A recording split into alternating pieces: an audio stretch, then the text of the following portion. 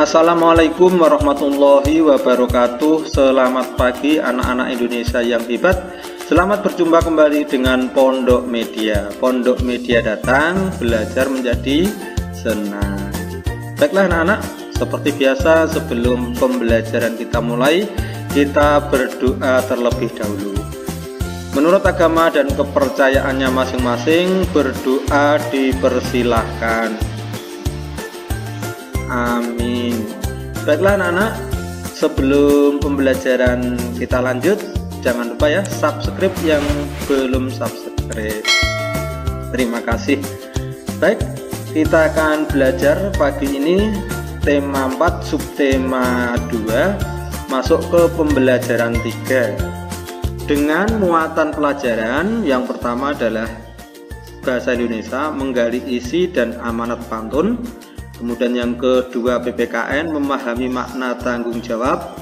Kemudian yang ketiga IPS, memahami interaksi manusia dengan lingkungan. Mari kita lanjutkan pembelajaran kita. Di sini lihat, perhatikan gambar ya anak-anak.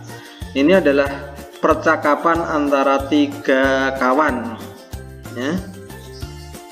Kalau kalian lihat, mungkin kalian sudah paham atau sudah hafal masing-masing karakter anak-anak ini dan namanya juga. Karena ini adalah karakter dalam buku tema kita ya. Ini siapa anak-anak? Nah, ini seharusnya Benny ya, tapi di dalam ceritanya ini adalah Edo. Dan nanti ketika dalam perjalanan ini jadi Edo, gambarnya berubah jadi Edo, maka ini saya tetapkan Edo saja ya, tapi tidak apa-apa ya.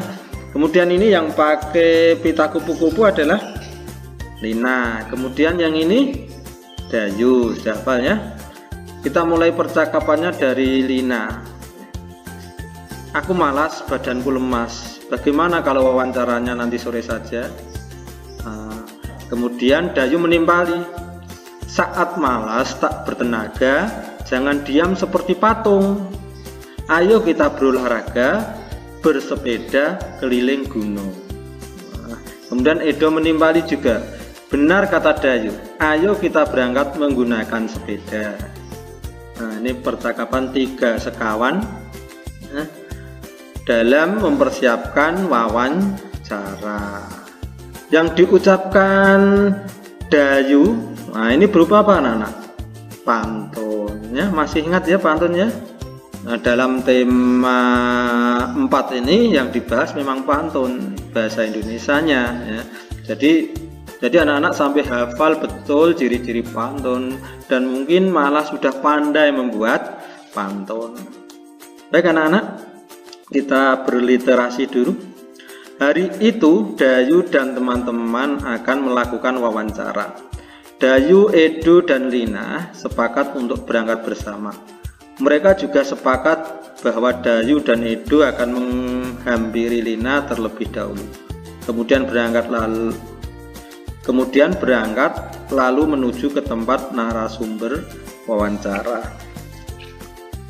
Kita lanjut.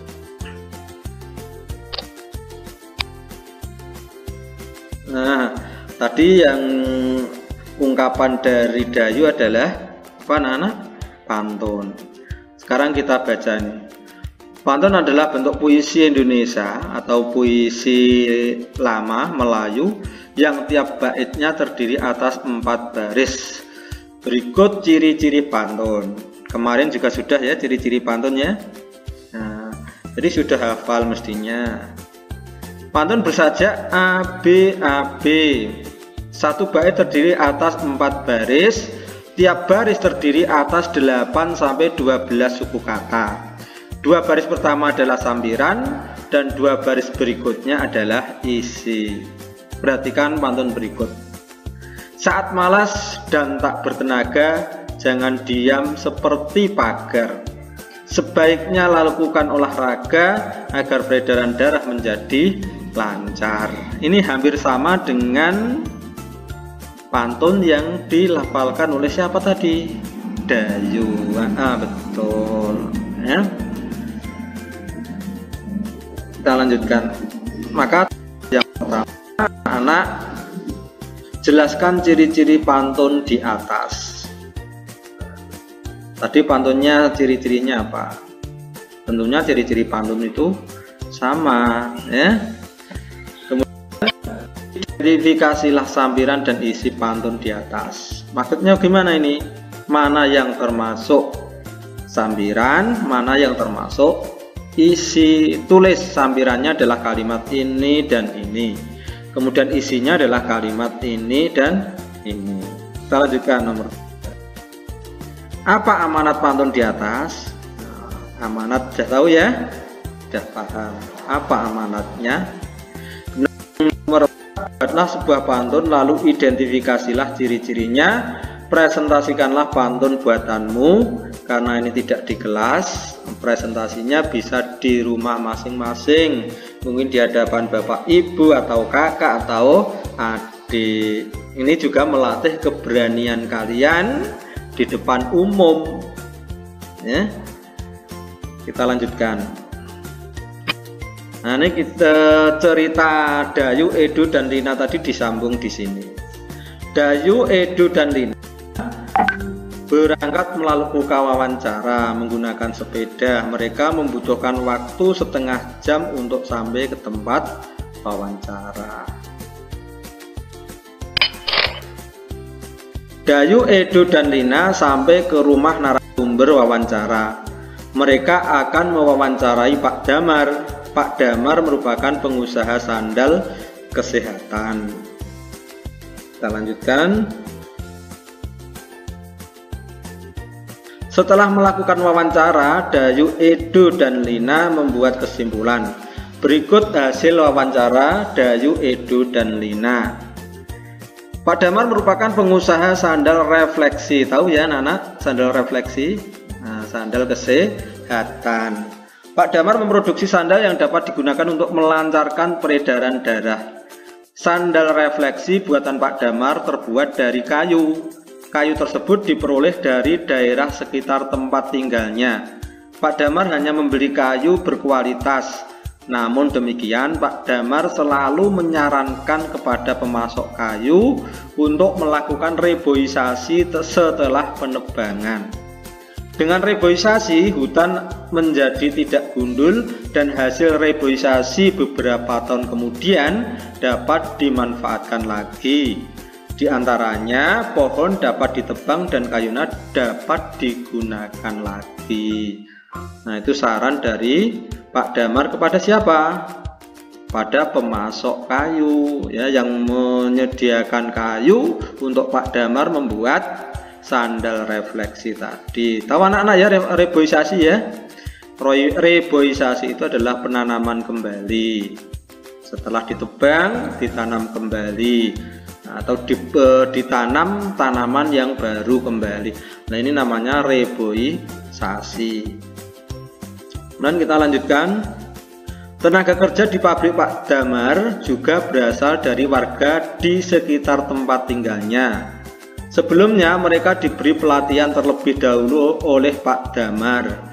Bahkan kini bahkan kini beberapa tenaga kerja Pak Damar telah membuka usaha sendiri. Pak Damar kemudian menjadikan mereka sebagai mitra kerja untuk memenuhi permintaan pasar yang semakin meningkat. Nah, ini tugas kedua. Identifikasilah interaksi manusia dan lingkungan pada bacaan di atas. Siapa yang berinteraksi dengan lingkungan tadi? Tentunya adalah pemasok. Siapa pemasok apa tadi? Nah, silahkan dilanjutkan. Kemudian juga, bagaimana pengaruh interaksi manusia terhadap lingkungan bagi masyarakat dalam bacaan di atas? Jelaskan. Pengaruhnya bagaimana? Apakah masyarakat tambah menjadi makmur? Nah, silahkan digali sendiri. Apa manfaat usaha Pak Damar bagi masyarakat di sekitarnya? Jelaskan. Nah, bagi pemasok kayu tadi, apa manfaatnya? Nah, kemudian bagi masyarakat sekitarnya, Apa pula manfaatnya usaha Pak Damar tadi? Nah, kemudian yang keempat, apa yang dilakukan Pak Damar untuk mengurangi kerusakan lingkungan akibat usahanya? Nah, jelaskan. Tadi Pak Damar mendapatkan kayu.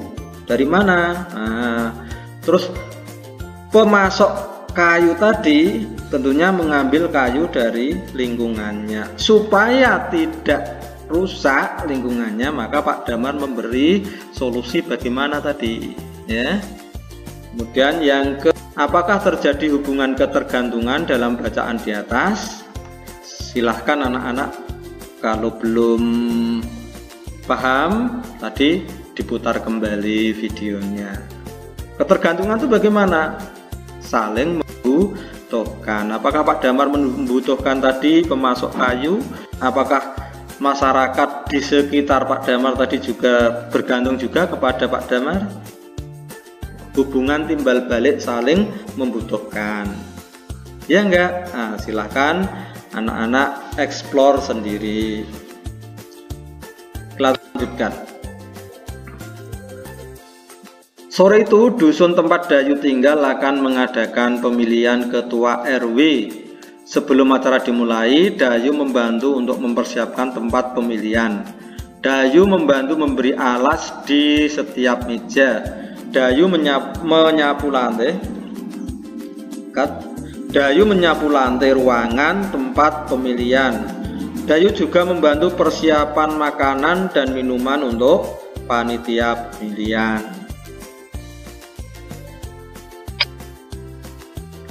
Sekarang tugas yang ketiga. Apa yang kamu lakukan? Apa yang akan kamu lakukan jika di lingkunganmu akan mengadakan pemilihan RW? Tulislah pendapatmu pada tabel seperti berikut ini. Kalau RW mungkin terlalu luas, mungkin kamu jauh dari RW, bisa RT, ya. Apa yang akan kamu lakukan jika di lingkunganmu akan mengadakan pemilihan RT, ya? Keikutsertaanmu itu apa? Silahkan ditulis di sini. Mungkin membantu apa, membantu ini, membantu itu, silahkan ditulis di sini. Ketua RT atau RW dipilih oleh seluruh masyarakat pada lingkungan terkait yang sudah mendapatkan hak pilih. Pemilihan ketua RW dilakukan di balai warga. Dayu mengamati jalannya pemilihan ketua RW. Dayu menulis laporan singkat mengenai pemilihan ketua RW. Berikut laporan singkat yang dibuat oleh Dayu. Laporan pengamatan pemilihan ketua RW. Nah, ini judulnya. Yang mengamati nama Dayu. Kemudian hasil pengamatan calon ketua RW. Yang pertama Bapak Hirman Santoso, Bapak Yanti Hermawan. Kemudian yang ketiga Bapak Bakri Widodo. Jumlah pemilihnya ada 365.